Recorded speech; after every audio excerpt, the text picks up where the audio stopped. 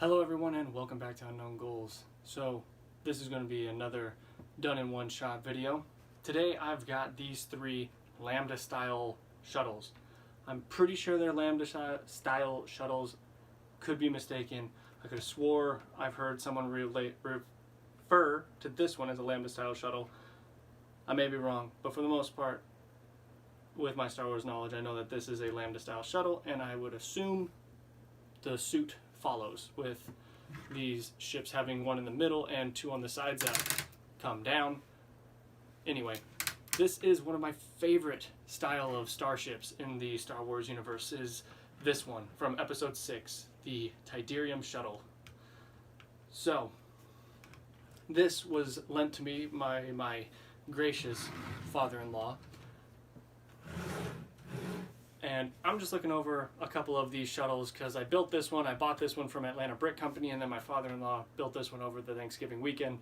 So I'm just looking at some of these for, the fun of it. And I want to look at kind of the difference between them. I don't think all of them were $100. They might have been. I don't have the numbers. I don't know. I'm not going that deep into it. All I know is that this one was $100. This cost me $50 or $60 at Atlanta Brick, and then this one was an eBay purchase of my father-in-law's. But I don't know how much he paid for it. Now, when it comes to these ships, these newer Lambda shuttles, I've noticed, actually have the, I don't know what you call it, but you call that, they've got the notch system, like what you'd see on most, like, legs and stuff.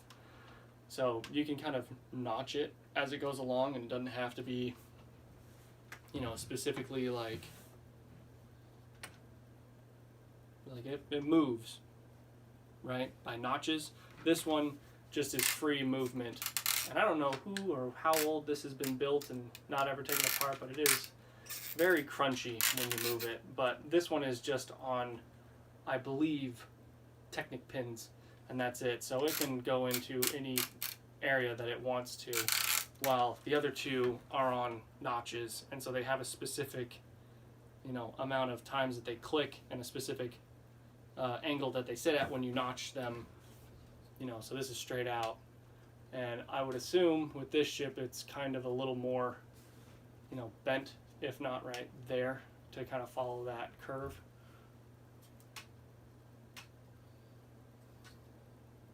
I guess you could go down two. I guess you could go down 2 notches, that doesn't look too bad. But that is the Bad Batch shuttle. Now, the thing that I've noticed that's really different about all of these is how all of them have different ways to get into the cockpits. And this being the newest, this being the second newest, and then this guy right here being the oldest.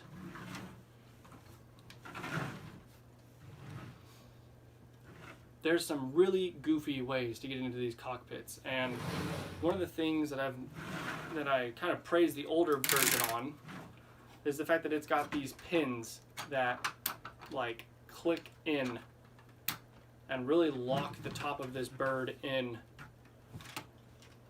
Like that's amazing. And then it's got all these special features and stuff. It's got quite a bit of room for several people to sit. Darth Vader to have his helmet get put on him, which in a later video, if I decide to video it, I'm going to show me pulling all that out, because it's kind of, it's a boring feature, and I'm not going to ever have Darth Vader getting built in the back of a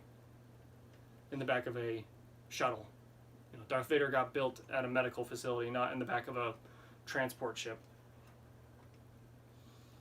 But anyway, it is really cool. There are no flick fire missiles on this one, I've noticed, but at the same time, I don't really care. I'm not a huge fan of flick fire missiles, or even the spring actuated missiles, unless you can really hide them very well, which is a topic I'll get on with this white one here. But the roof goes back on like so, and these pins really are just like the perfect workaround to having it so that you can have all of this open top space while still being able to pick it up and fly it around. So when it comes to this one was, I'm not sure when this one came out. I just know it's not the newest one. The newest one's like smaller. This is one of the biggest ones that's come out since the UCS 2011 UCS big model, and that would have been the same year as this guy. This one, however, has these sides that kind of flop open, which are really cool. It is very nice that you can kind of, reach your fingers in there and you can pull stuff out and you can, open stuff up. We got some thermal detonators in this box with the Rebel logo. It's pretty cool that you can pop stuff in like that. As well as I realize you can't actually see inside of it when I've got that wing up.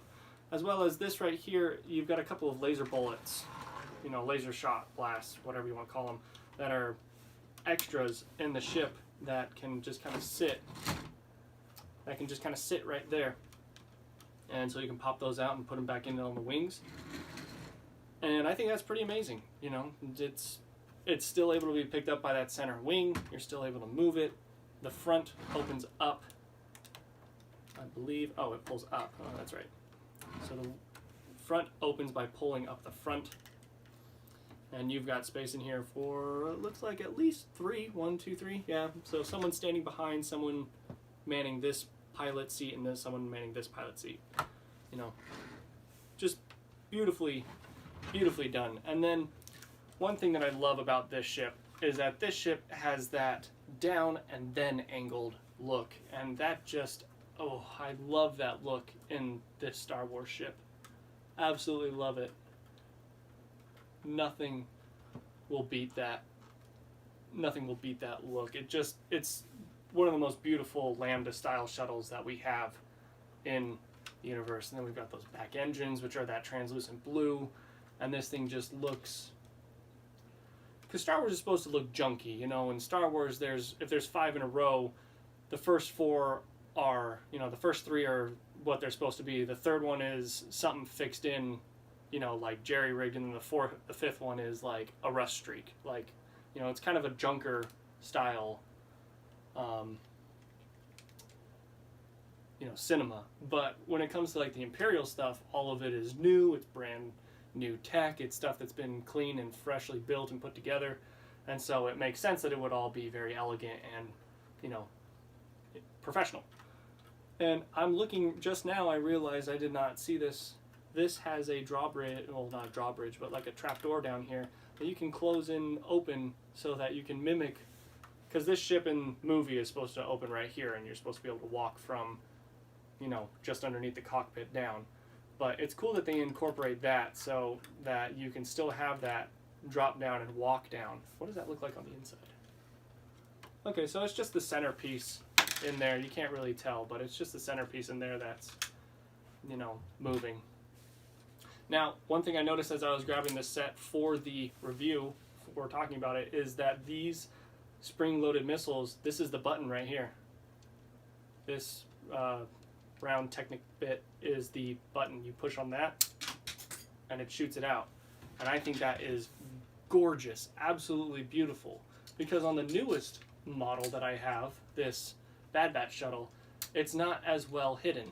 Well, it's not really hidden at all. I mean, it's underneath the ship, but you can still see it if you turn it upside down. And we will talk about that right now. So, with these two ships, these 2 previous years, beautiful job. They did a great job on being able to have open room inside so you can mess with it, as well as being able to pick it up from any angle and play with it. Now we get into the newer model, which I got some gripes with. This thing is very good looking, and the problem though is that as soon as you grab that fin, it just does that. Well, that's not a great play feature. That means you've got to grab it at other weird aspects, other weird angles to be able to play with it and pick it up and really mess with it. And it looks good. I love the look of the Bad Batch shuttle. And I know people get upset because they're like, oh, well, it's not actually sand blue. It's actually gray with sand blue like coming out from underneath it. It's like, nah, I don't care. I actually really like the fact that it's got like a chosen color that's different than what you would normally expect it to be. And again, when it comes to these missiles sit right here, and I'm using the green one from my father-in-law's shuttle. the missiles sit right here, and so they're not like, they're hidden, but they're not really hidden. They're just underneath. But the problem though is that you have to grab the ship like this to pick it up. So that means that as soon as you grab it, you can just absolutely fire off the missile because you're not paying attention. You just grab it and it shoots off. So that's something that I just, for this being a kid's playset, I like that it's able to be held up as a playset. You can swoosh it around and mess with it, but the fact that just grabbing it shoots stuff off is kind of annoying. It means you have to really particularly grab it. As for interiors and stuff though, I mean, these guys just have seating areas. This one barely seats everyone, and if you've seen the Bad Batch, you know that this ship is massive. You know, this ship comes with some, you know, boxes and stuff to keep, you know, keep hidden and keep stuff safe. And then it comes with a cockpit, and you can fit about 2 to 4 figures in this. You can fit about 4 people in this, which is kind of what they're going for, because the 5th person, Sniper Man Crosshair, is, you know, he's against them at this point, so he's kind of chasing after them, so he'll be on the speeder bike. But that's not what the Bad Batch shuttle was. The Bad Batch shuttle was supposed to be able to hold all 5 members of the Bad Batch. So, you know, I don't really care for that, but I do really enjoy the look of this thing. It looks very well. It looks very good. But anyway, one thing, the biggest gripe I have with this thing is you can't just pick it up by that fin, and as well, I would probably try and figure out a landing gear system. So now that I have 2 of these, I do plan on seeing if I can't mash them together and kind of kit bash them into a bigger, better Bad Batch shuttle. We'll see how far that goes. I'll probably give up halfway through, because after a certain point, it just kind of, it hurts to try, because in order to make this thing really as big as I'd want it, I'd need to buy quite a bit more pieces, because I really would like to have this thing, you know, just scaled up a little bit. Something a little more along the size of this, which I have not looked at piece counts between these 3 sets, but this is like the pinnacle for being able to take off the top and play inside of it, while this is the pinnacle for the size and scale that you want. But these 2 are the looks that most people want, other than this. You know, like just certain things, like between the characteristics, I like the landing gears on this one best. This one doesn't have any. This one has static ones. I like the look of this one best, but I like the style of this one. If I had to pick my favorite, I still would probably pick the white one, but for a realistic standpoint, probably one of these 2, because the white has got the same issue as the black Lego sets, where as soon as you get any dust on those black Lego sets, they just become gray.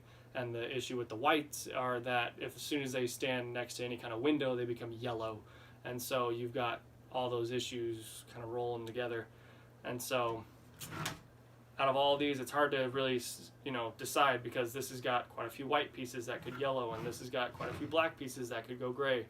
But these 2 would be the 2 that you'd probably want displayed over this one, just because of how pristinely clean this thing's got to be. This one is already kind of supposed to be a little junky. You know, it's been through some, you know, it's been through some stuff. This one kind of looks more junky than this one's supposed to be, which is kind of interesting, because this is supposed to be in like the height of the Republic. But regardless, I can't wait to pick up one of these. I need to go on eBay, see what I can find. But yeah, this has just been kind of a little, you know, look around at these few sets, seeing the differences between them, seeing what's up. If you want any of these sets, eBay, and it's on shelves right now until the end of the year. So I would suggest picking one up if you want one. And then the other 2, secondhand Lego shops, thrift stores, eBay, wherever you can find it, Bricklink. But until next time, I'll see y'all in the next one.